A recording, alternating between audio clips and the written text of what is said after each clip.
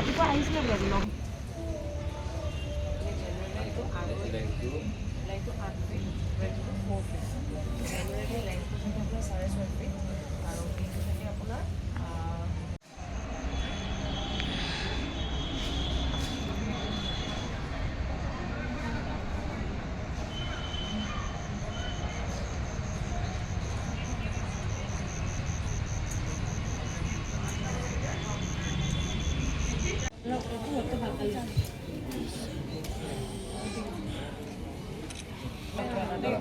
তোমাক ইয়াতে দিয়াৰ কাৰণটো কি কোৱাচোন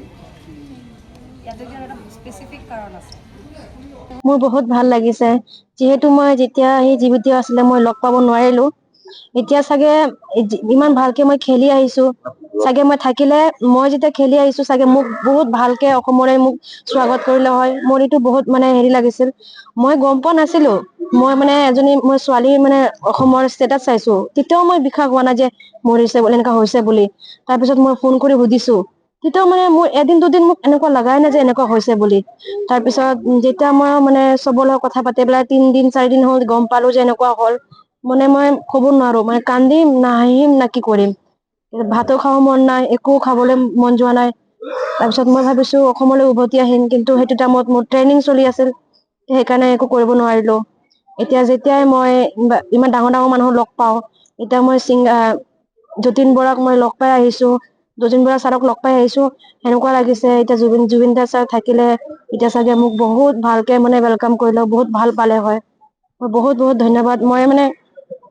জীৱিতত মই লগ নাপালো হলেও মই ভাবো এতিয়াও সেই জীৱিতত আছে সেইকাৰণে মই ইমান খিনি কৰিব পাৰিছো বা আশীৰ্বাদত মই কৰিব পাৰিছো আৰু আহি পেলাই এতিয়া মই সেৱা কৰি আহিব পাৰিছো মানে আজি চাগে মই লাকি হয় মই যেতিয়া ঘৰৰ পৰা উভতি আহি আছিলো তেতিয়াও মই ইয়াতে সোমাই গৈছো বাৰু আৰু এতিয়াও মই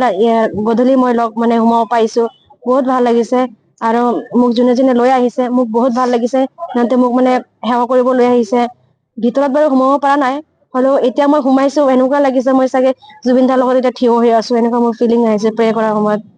বহুত ভাল লাগিছে মই অন্তৰৰ পৰা বহুত ধন্যবাদ জ্ঞাপন কৰিব বিচাৰিছো মোক লৈ আহিছে ছাৰে আৰু মেমে বহুত চেলুট তিৰংগা অনুদাক মই বহুত ধন্যবাদ জ্ঞাপন কৰিব বিচাৰিছো মোক ইমান খিনি মৰম দিছে ইমান কম টাইমতে মোক মৰম দিছে আৰু জুবিন গাৰ্গৰ ইয়াতে আনিছে মোক বহুত ভাল লাগিছে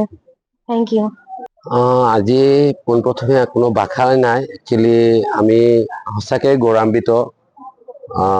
আমাৰ চেলুট তিৰংগা পৰিয়ালৰ লগত নীতিমালা ডেকা আমাৰ মহিলাংগৰ তেওঁ সভানেত্ৰী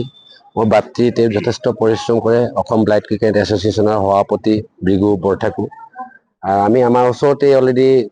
আপোনালোকক অৱগতই কৰিলে যে বিশ্বজয় কৰি অহা আমাৰ চিমু দাস